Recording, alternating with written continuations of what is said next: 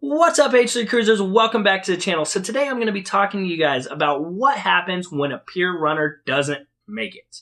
Yes, what happens to those people that we love to hate, have that love-hate relationship with, when they're running back to the ship and the ship sails off into the sunset, leaving them behind. So let's get right into it in today's episode.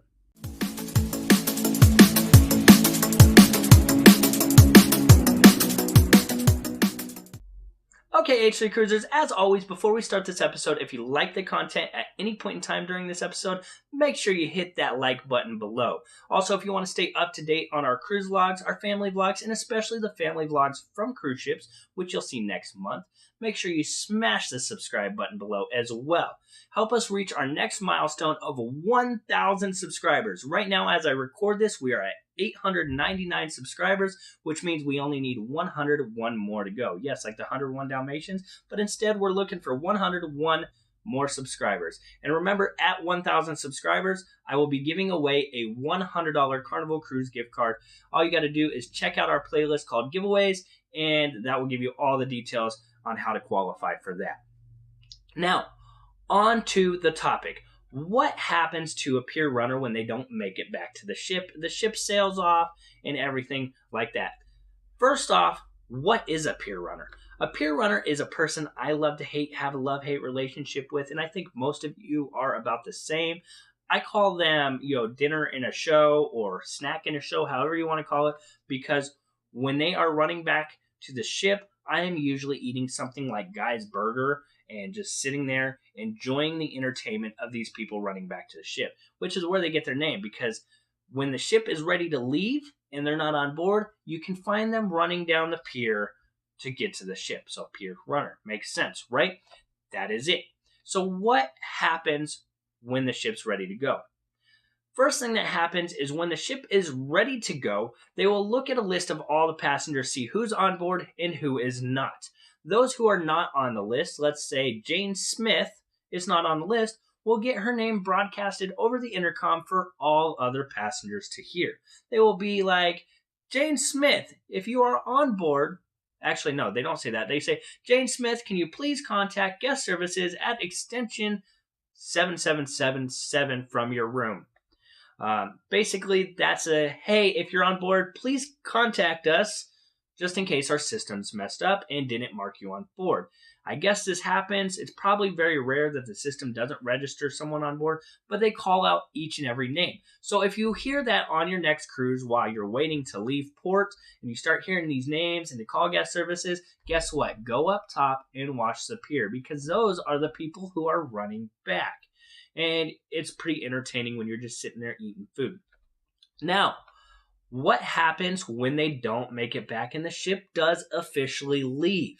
Well, the ship will have a port agent in the port waiting for you when you get back. That port agent, once you get back, will sit with you, tell you how much you screwed up and how difficult things are going to be to get you back to where you need to go. Not really. They're actually there to help you. They are not going to leave you completely stranded to figure your own way back home, but they're going to help you and you're going to have to fork out the cost. So if you are still on a cruise that has more ports to visit before going home, they will find a way to get you flown to the port to meet the ship. Now, obviously, you are going to need things like your passport and everything like that. So if your passport is on board, what happens?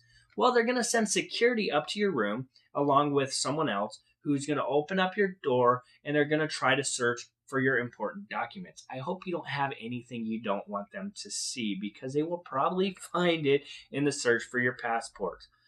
But how can you avoid all this trouble of them having to go get your passport and everything else like that? Because obviously you don't need to take the passport on land.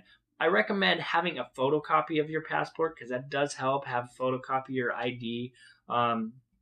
Obviously in port, you usually don't take your card. It's a good idea to have a photocopy of the front of your card just in case you need it, but it doesn't have the information on the back. But they will work with you. They'll get you flown to the next port. They'll try to get you back onto the ship, and everything should be fine and dandy, but you're going to be paying a huge fee. And yes, they will try to find your passport to get all that taken care of. They're not going to leave you completely stranded. But It is important. Wow, my voice really like cracked there. I hit that at a weird pitch. It is important to not be a pier runner. So how do you avoid being a pier runner? Well, it's important to know the time of the ship does not always match the port you're in. So don't look at the port time. Also, on Carnival, for example, they have the fun times paper. It's important you take that paper with you in ports because it has a special phone number as well. If you're running late back to the ship, you can try to contact the ship and let them know, hey, I'm a couple minutes out. Don't leave without me. It also has the time the ship leaves, just in case you forgot. And remember that the ship time is based off of the port you originally left from. So if you are on Port Canaveral time, that's where you got on the ship originally, that's the port time for that. Obviously, there isn't too much to go over besides the fact that the port agent will tell you how much you screwed up and help you get back to the ship, and they will take care of trying to get your passport off the ship. So that way they got all the information needed to get you to the ship. That's about it. Basically, don't become a pier runner. It's horrible. It's embarrassing.